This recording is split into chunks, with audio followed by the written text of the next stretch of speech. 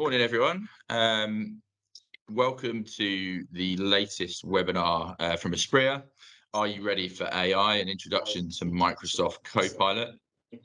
Copilot's been one of the most anticipated solutions for quite some time, and I'm delighted to share with you that Microsoft has now made this available for organizations of all sizes. I'm joined today by Martin Simon, Microsoft Commercial Executive Manager with our partner Bytes. Martin's going to talk you through the recent licensing changes and provide an overview of what Microsoft Copilot can do for you and your organization in the future. Martin heads up a team of Microsoft commercial specialists whose primary role is to educate and support clients around the changing Microsoft landscape.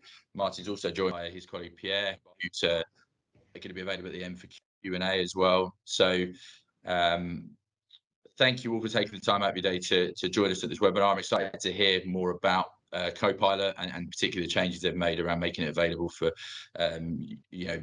sub 300 user companies as well. And without further ado, I'll hand you over to Martin, and then we can follow up with some Q&A at the end. There is a chat feature as well, which you can use to drop questions into the chat during the webinar too, and we'll try and get those answered as promptly as possible. So thank you very much. Martin, good morning. You all right? Good morning, Scott. Yes, and thank you very much for having me. So thanks very much for joining us. So really appreciate your time. Thank you. Cool. Right, we will get going. So yeah, thank you everyone, and thank you for joining. So I guess what we're going to do today is have a quick look at the license changes that have recently happened, so a couple of weeks ago, which in short allows anyone to start utilizing Microsoft 365 Copilot, and what it means, what are the prerequisites, etc. But firstly, I just want to obviously say that Copilot is a name that Microsoft utilized for a lot of their AI services. Today, the main conversation is Microsoft 365 Copilot, so where we can utilize it in things like the Office applications, for creating whatever you may want to, whether that be in Word, Teams, PowerPoint, Excel, etc. So let's get into, I guess, the license changes that happened. So previously, and before the announcement on January 16th, you could only buy Microsoft 365 Copilot through an enterprise agreement, or what is called an MCA, a Microsoft Customer Agreement. These were direct with Microsoft. You had to have a prerequisite of Microsoft 365 E3 or E5 to even be able to have the add-on of Microsoft 365 Copilot, and you had to commit to 300 as a minimum seat count. So it took a lot of businesses out of that. Especially if you just wanted to trial it, it's a 300 seat minimum. So quite an expense, I guess, if you wanted to try it for 50, 60, 70 users. The change they made on January 16th is that it's now available under all channels. So whether that be an enterprise contract that we can purchase kind of directly under that, or a CSP contract, or you can buy it direct with Microsoft themselves. Another changes to that is the prerequisites that they change. So instead of having Microsoft 365 E3 or E5 being the minimum requirement for the add-on, they now change that to Microsoft 365 Business Standard, Business Premium, and standalone Office 365 E3 and Office 365 E3. What that means is, I guess, a lot of sub 300 user seat companies that are on those business plans now have the ability to add on these Microsoft 365 Copilot services.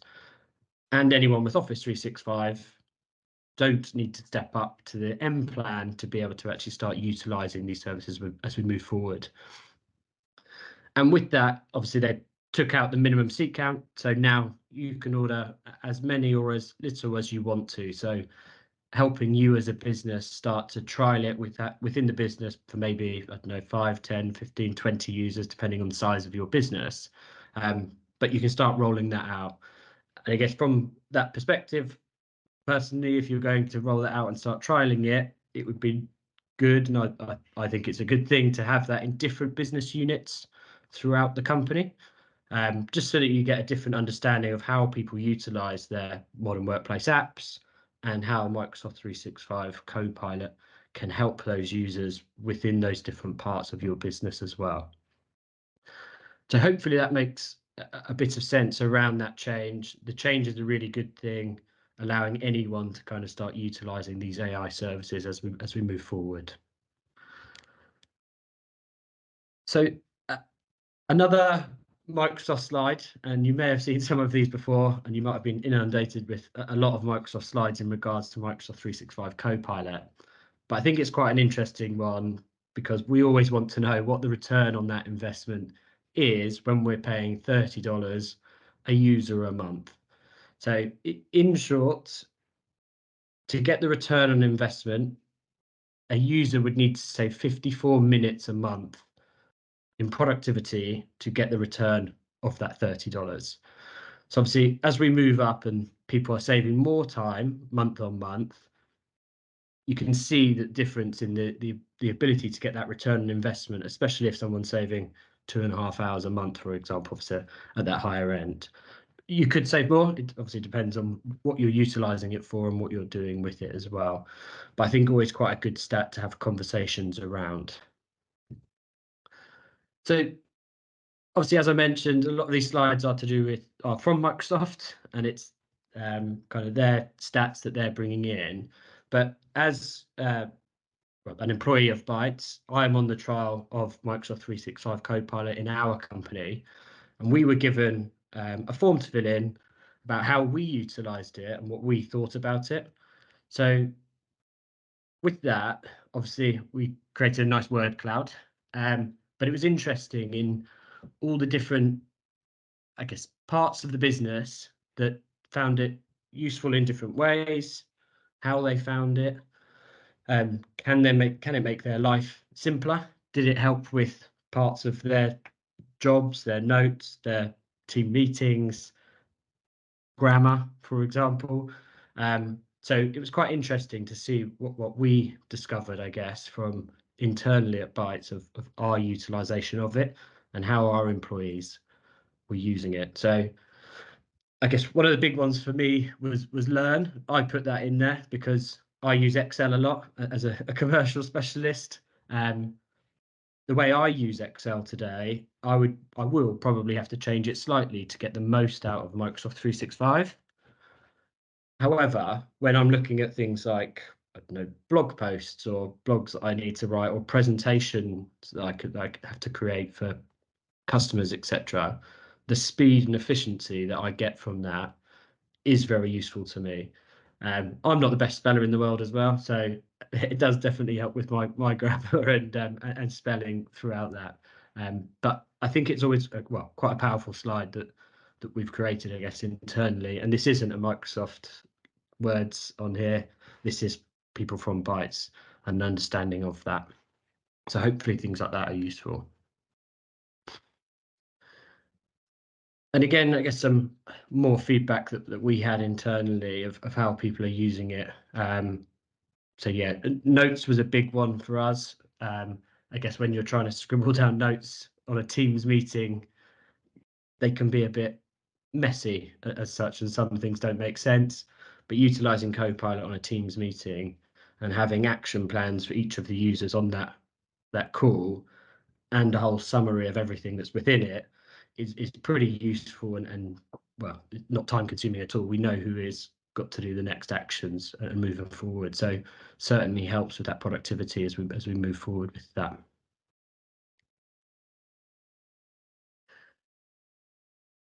So a couple of things, obviously, with utilizing it, we're looking at how we can, I guess, best prompt Copilot, because it needs prompting in the correct ways to get the most out of it as well. So it isn't as simple as just writing a couple of words and something happens. We need to make sure that we know what the goal is, a bit of context within that.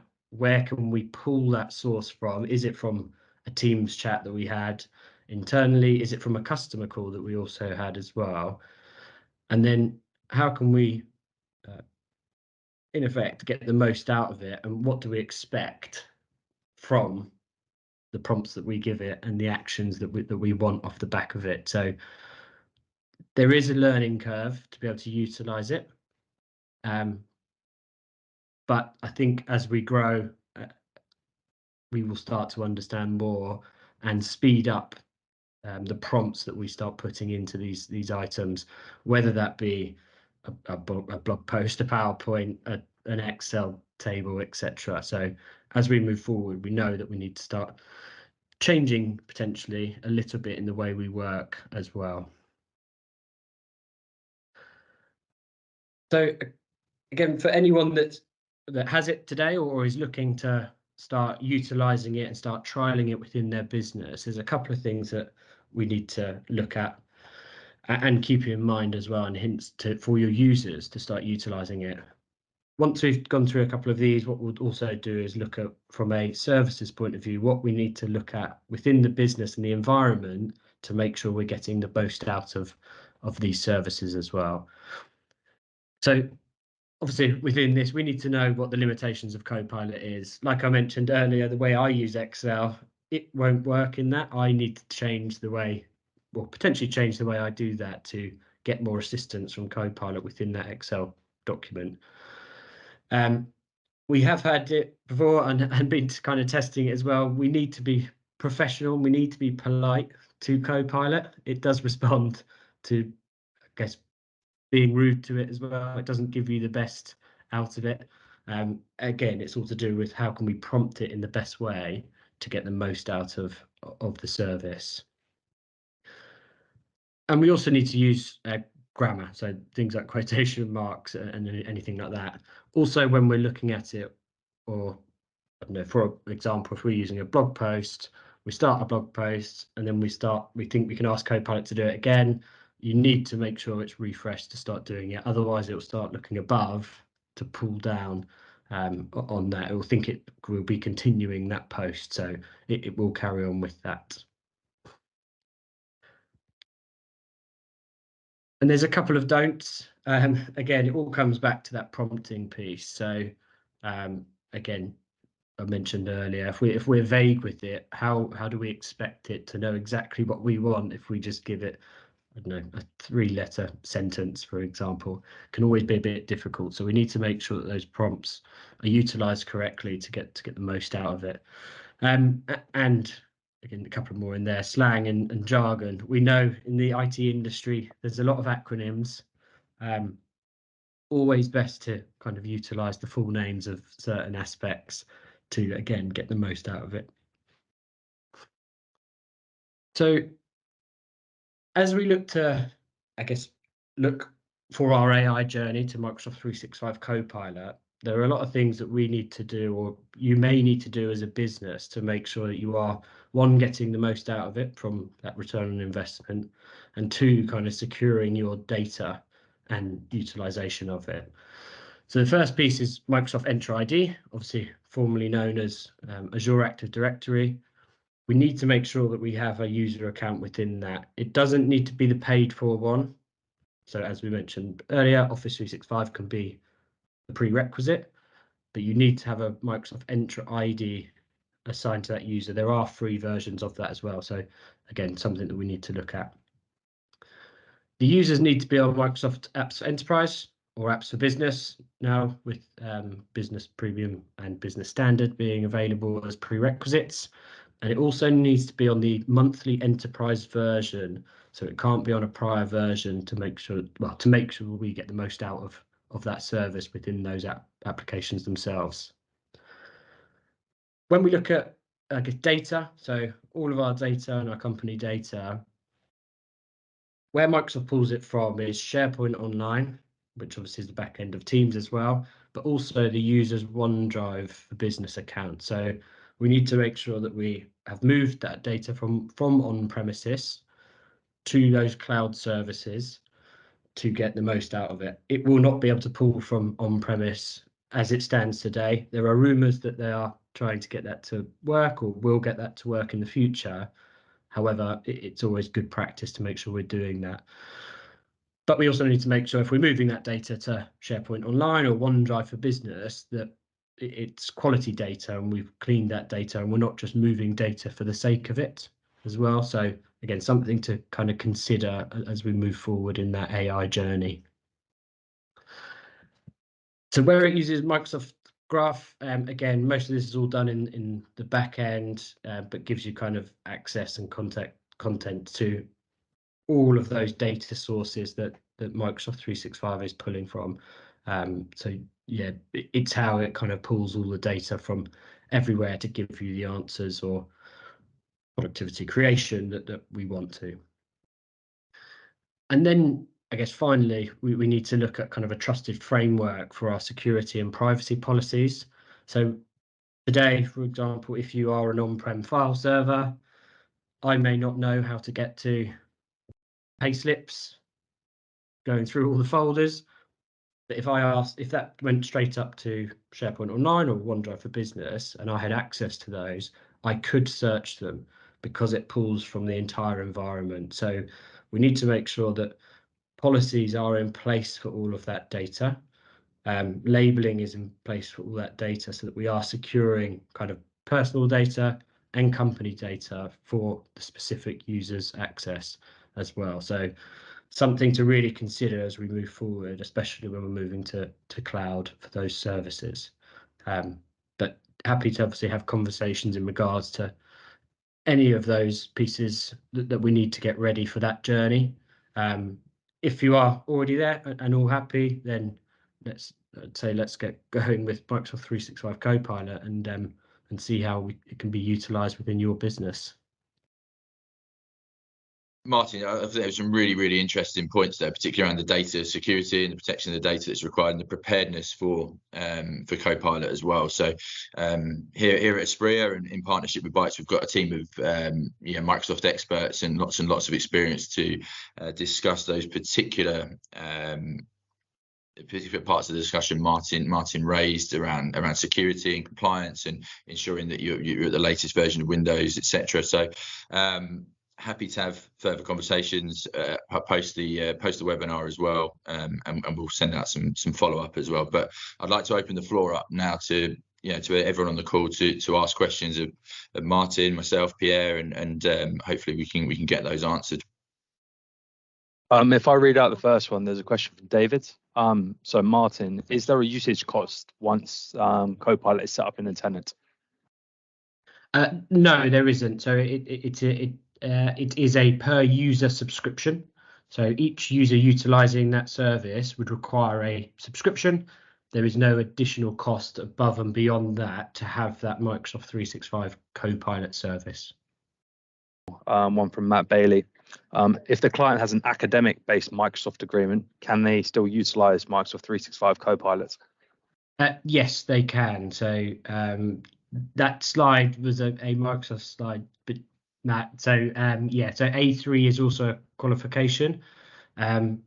Unfortunately, at the moment, and as far as I'm aware, there is no discount to those academic licenses for Microsoft 365 Copilot, but they are allowed, or they can buy it and have that service added on to an A3 subscription or A5, depending on what you've got.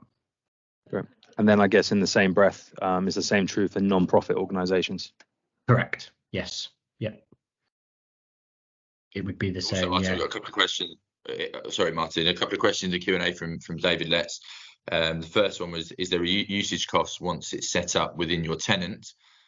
And then the second is around: is that subpart of the business premium license or an add-on? So no additional charge above the per user subscription to utilize the service, and they are all add-ons to those either business standard, business premium, Office 365 E3, E5 or M plans. They are the prerequisites. We need those services and to utilize things like OneDrive, SharePoint, Entra to be able to utilize to get the best out of Microsoft 365 Copilot. I guess what we don't want is you to buy Microsoft 365 Copilot, but it not work properly because we don't have the correct services in play that we've got today. Martin, just a question from me. What do you think is, in terms of the preparedness? I think that's quite important. Most of the conversations we've had with clients and prospective clients so far has been around what they need to do to get ready for Copilot, particularly whilst you're waiting for Microsoft to announce the more general availability. What do you think are the most important things around that we need to think about as organizations and end users? I would say, I think it comes down to basically the security and data. So the service can search all of that data throughout your environment. So if we have a lot of customers now are on SharePoint Online and are on OneDrive for Business, sometimes that was just a lift and shift from on-premises, and sometimes policies weren't set kind of historically back in the day when that was created. So I think making sure, one, the data is clean and there are access policies to specific pieces of data, that all needs to be looked at. Otherwise, giving it to anyone within the business, if they do have access to it just because a policy wasn't put in place, it can pull that data. Yes, the user has to search for that and ask it the question, but I guess as an IT person, we need to make sure that that isn't happening, even if they do ask that question. So I think, yeah, data and policies, it is a big thing. If anyone is still on premises for any of their data, obviously happy to have conversations with obviously you guys there, Scott at Aspria, in regards to how we can get that data from on-premise to the cloud, but make sure that it's clean and there's policies put in place prior to purchasing. Thanks, Martin. There's also a question from James Kerry. Thanks, James. So we don't use OneDrive, but use a different cloud-based document management system. Can they still utilize Copilot? So you can still utilize Copilot. However, it won't pull from that third-party cloud storage provider. There is, I guess, we've seen blogs and rumors that may change in the future. But from today, it only pulls from the SharePoint and Office 365 services. It's probably the easiest way to do it, to think about it. That doesn't mean it won't pull from SharePoint Online or be able to utilize Microsoft 365 Copilot in PowerPoint, Word, Teams, etc. So you can still utilize it, but if you're then requesting a document that is sat in that third-party cloud provider, it won't be able to see it. It won't know. But yeah, it may change in the future. That. Thanks, Martin. There's another one from Jason that's just popped through. So if data can be accessed by the LLM from across the whole organization, how do permissions and policies prevent data leakage, given that the model is presumably preceded with a prompt to control data access from the LLM point of view? Is there potential for prompt injection, and to what degree has this been tested and verified as ready for the big time? So quite a bit there to unpack. I think quite an interesting question. Thanks, Jason. Yes, I think the main thing with Microsoft 365 Copilot pulls data from your internal systems. I guess if we're looking at things, so for instance, if you have EMS or Enterprise Mobility and Security Suite that's included in some of those prerequisite subscriptions, you do have things like Azure Information Protection, so labeling on your documents. So if those policies are set up and making sure X can't leave the business, can't go externally, etc., alerts should happen if someone, like you said, joiners, movers, leavers kind of thing, are pulling that data and sending it externally. But really, internally, that needs to be looked at initially. So I guess, for example, if I wanted to see my managing director's pay slip, I wouldn't know if that was on-premise, an on-prem file server. I wouldn't know or have the time to go through every folder to find out what I can get into, what I can't. But I can just ask Copilot, and if I do have access to that, it can show me and it will bring it up. So those policies really do need to be kind of set and looked at to make sure it is secure internally first. There can be prompts with services in regards to people sending external documents, and there are services, either third party or internally with Microsoft services that can help with that as well. Thank you. One from Matthew Stiles. Thanks, Matthew. How do you see this being utilised by organisations, given to all staff or limited? It seems cost prohibitive for an organisation of 1,000, approximately $360,000 a year for the entire organisation. So, what are your thoughts, Martin, on how it's going to be utilised based on the price and I guess the experience you've had so far as well with using it yourself? Yeah, that's a good question. Personally, I don't think it will go to every person in a business. However, I think that can depend on the, I guess, sector that you're in as well. So, I don't know, potentially a marketing business, that they probably use a lot of productivity tools. Yes, some of those are probably third party, but they might be able to actually utilize it across the business. If we're looking at factories and things like that, not going to be worth it for those users. I guess internally at Bytes and how we're utilizing it, we've shared it across loads of different parts of the business, and constantly getting feedback in different parts of our company. But it all comes back, I guess, to that stat. If you can save an hour a month, you've got 116% or 16% return on that investment already.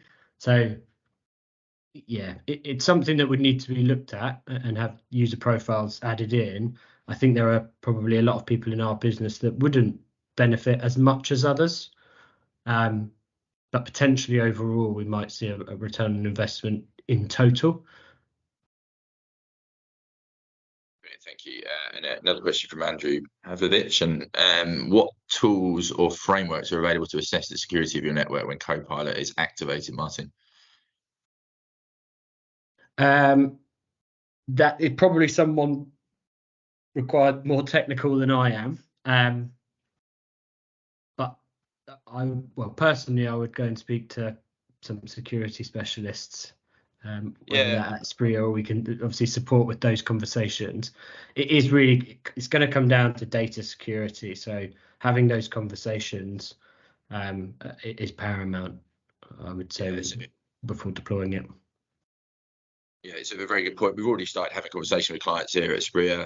We do have a data sort of readiness assessment tool that we've been running for clients to understand, where your data sits, who has access, ensure that the policies and controls are in place in order to roll out Copilot with the assurance that that data is safe. And as Martin said, no one wants to necessarily expose their managing director's payslip to the whole organisation via a simple language model that you can just prompt at request. So we can help with that. We've got a team of solutions architects who are fully versed in the things that are required to prepare yourself for Copilot and the rollout of that across the organisation or into individual teams. So yeah, happy to have those discussions, and as I said, we'll be following up afterwards. So if you'd like to arrange a conversation or a quick Teams meeting with one of our experts, then we'd be happy to set that up and discuss that. Just going down the list again, Martin. So a question from James Vose. Once you purchase the Copilot license, do the 365 desktop apps just update and pull in the Copilot features? Yes, in short. So when you would obviously, it will be seen as a subscription in your Microsoft 365 Admin Center. If you assign it to that user, it will then update your apps to then be the logo. There will be a Copilot logo within those applications that you can utilize it in. For me, it was done overnight. I don't know when they pressed the button to assign it to me, but when I woke up in the morning, obviously I opened up apps for Enterprise when I opened up my laptop, and it was all updated and good to go to utilize it within all of those applications. But yeah, in all honesty, it probably just needs a restart of apps for Enterprise, but mine personally was done overnight. Thanks, Martin. That's something we can always follow up on as well, James, if you need more information on that. Another one from Matthew. Does the licensing also include Copilot Studio, or does that have another cost? So Copilot Studio has an additional cost, and I guess we briefly spoke about it at the beginning.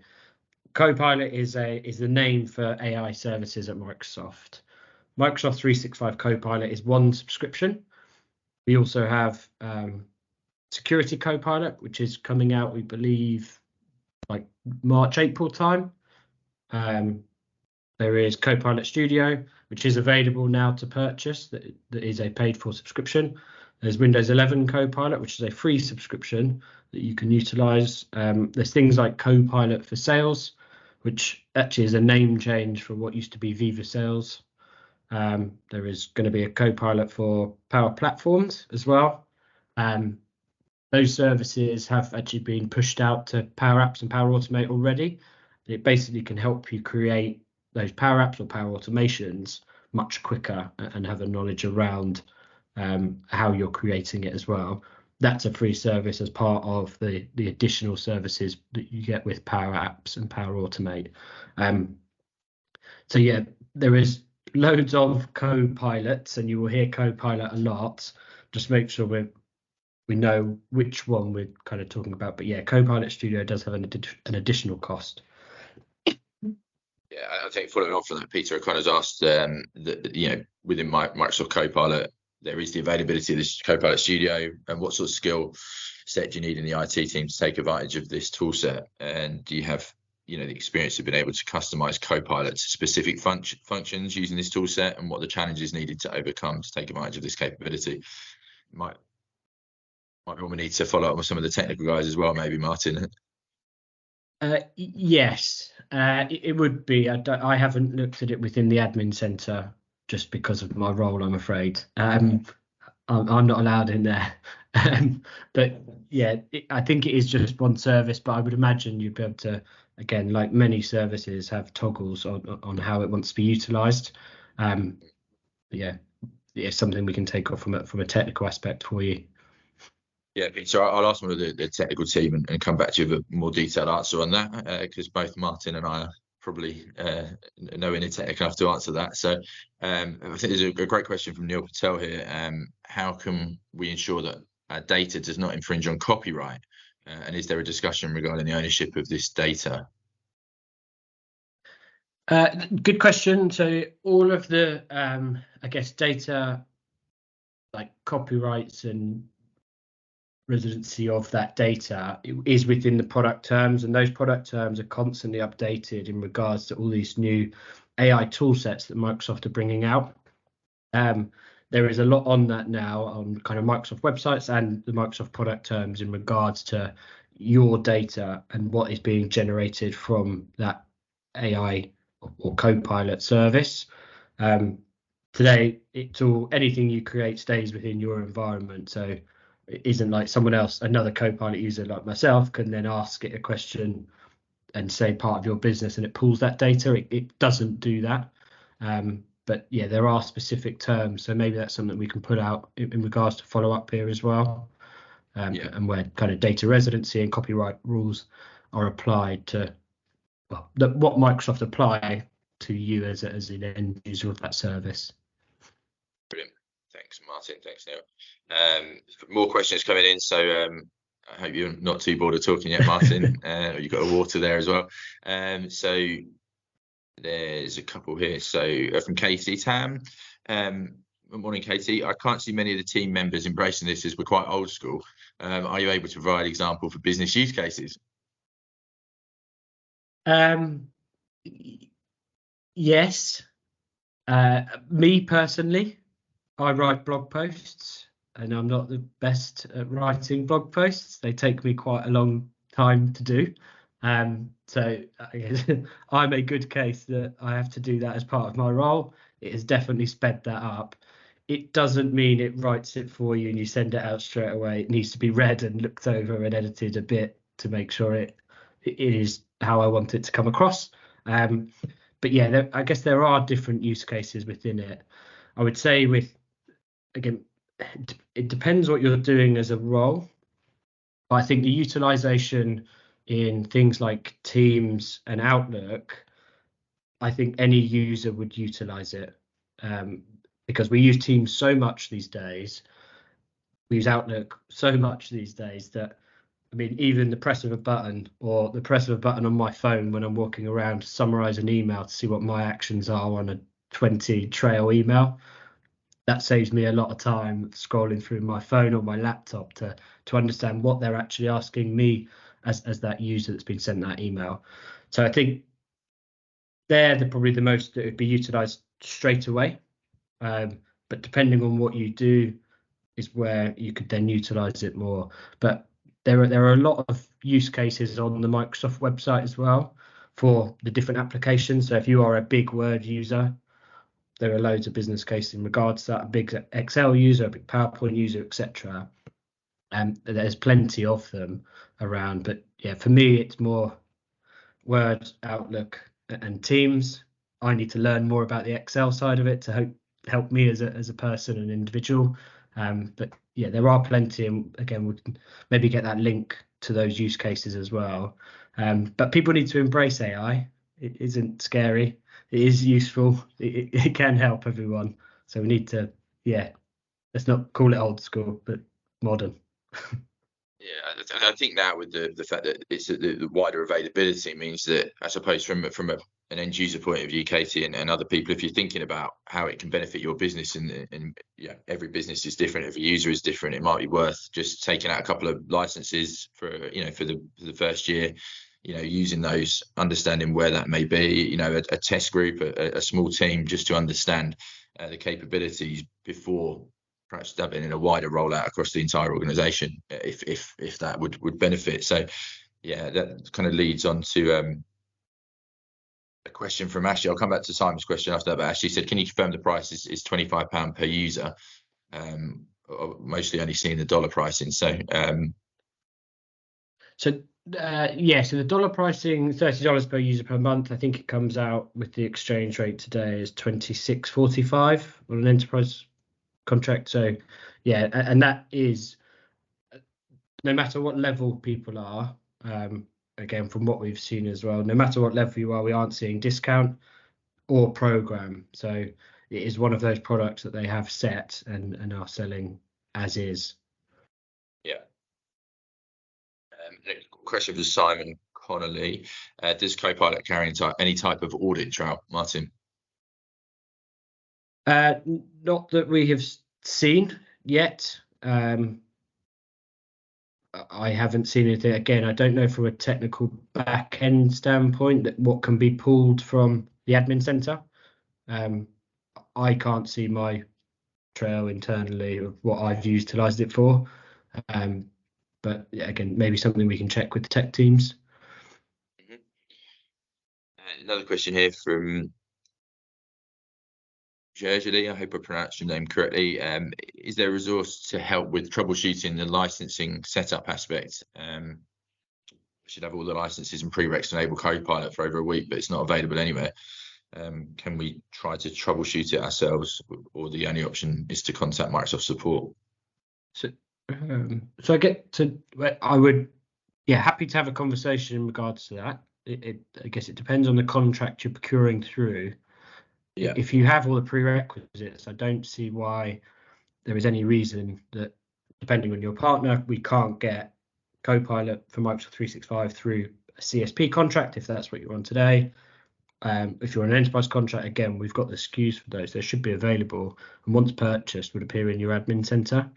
The only thing I can think of is maybe the tenant needs to be, I think it's called Syndexed. But that should also happen when you purchase now, that there is no minimums. But happy to have an offline conversation with regards to that specific query. Thanks, Martin. Another quick question there. Oh, sorry.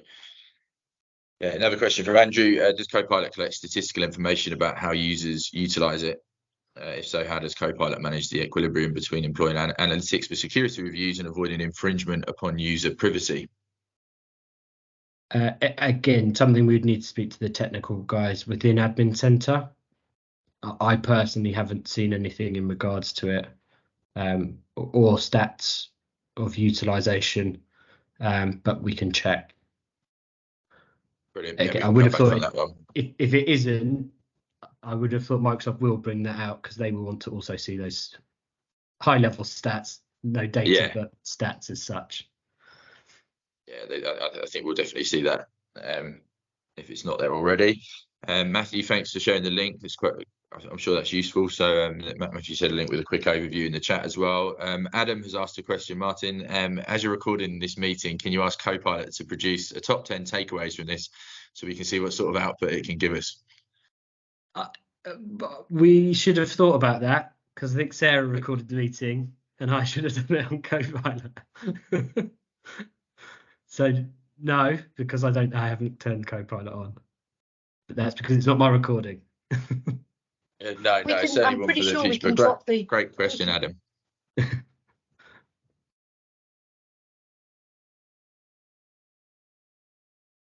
But it is very good for those kind of things. And it can tell you if you missed a meeting, you can ask Copilot about the meeting. And for instance, it might say Scott was very frustrated on that webinar talking about Copilot. It will explain people's emotions in regards to it as well. So yeah, can be quite clever. And so yeah. Yeah, thanks, Scott, for the information there. Scott's mentioned that Copilot Mints can be accessed in the audit solution from the Purview compliance portal. So okay, perfect. Thank you. I'll just check if there's any more questions in the Q&A, which there is. One from Sam McAvoy. Are there any external sources that can be used to show video demonstrations of capabilities in Excel, etc.? Well, there definitely are, aren't there, Martin? There's things that we can share with you afterwards, Sam, some links that will give you a viewpoint of those use cases. I think you alluded to that at the start of the presentation, Martin, didn't you? Yeah, there's some great use cases on the Microsoft website. Again, I know it's like we're saying it's a Microsoft website, Microsoft showing us all these great use cases, but they are good use cases in regards to that. We'll share some of those links with the different applications. So look, yeah, here's a good example of how it can be utilized. But yeah, I guess there's so many things it can do. It depends if you're starting from scratch or adding to documents you've already got, etc. Yeah, and we'll happily send some of those out afterwards, Sam, as well. And within the follow-up, a question from MM. How does Copilot address and overcome potential bias in its code suggestions, and what measures are in place to ensure ethical and inclusive AI programming practices?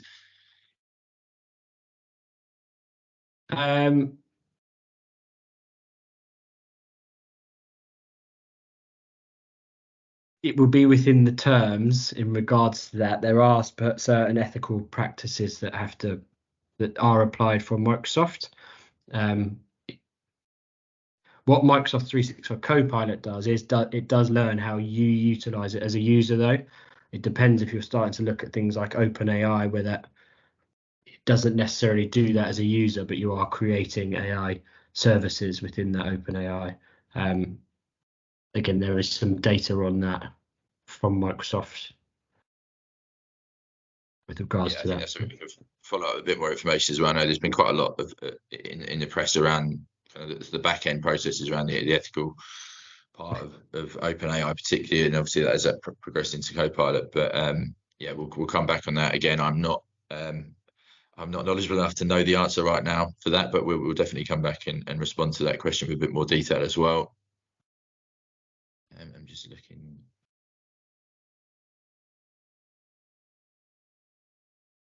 The questions. So no, thank you, David. It looks like that most of the questions we've answered, Martin. If there are, I'm just checking I haven't missed any.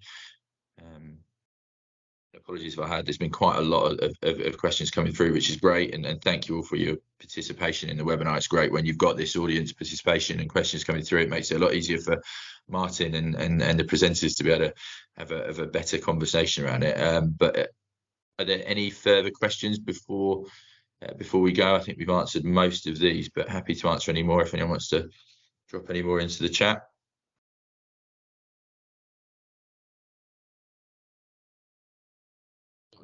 One from Andrew. Does Copilot integrate with Power BI? Yes, it can do, because Power BI and what's going to be, I guess, Fabric, or Fabric is there now, can utilize Microsoft Graph as well, so it can pull data. So yeah. Thanks for that question. I think that's probably about it now. Mike, is there anything you wanted to add in closing? Obviously, sort of mentioned the kind of follow-ups. We're happy to have conversations around the technical parts, the data and security and privacy, and what you need to do to prepare yourself for AI in your organization. Happy to discuss the licensing in a bit more detail, provide information around the various models that can be purchased on, and what the qualifying requirements are. But yeah, is there anything else you'd like to add, Martin, in closing? I think in closing, it's regards to, we need to make sure we're actually ready. Like, we're obviously two sales companies happy to sell loads of licenses. It isn't the case of just buy the licenses and get going. I think we need to consider other items and what that journey to AI looks like. But it's a very useful tool. It can make people more productive, needs to be utilized in the right way, and we need to make sure that data and policies for those users is set to make sure that we have a secured workforce. Thank you, Martin. And thank you, everyone, for taking the time out of your day to join us today. Hopefully it was a useful and informative session. As I said, we'll be following up afterwards with some further information, links, etc., and answers some of the questions we weren't able to answer in full today.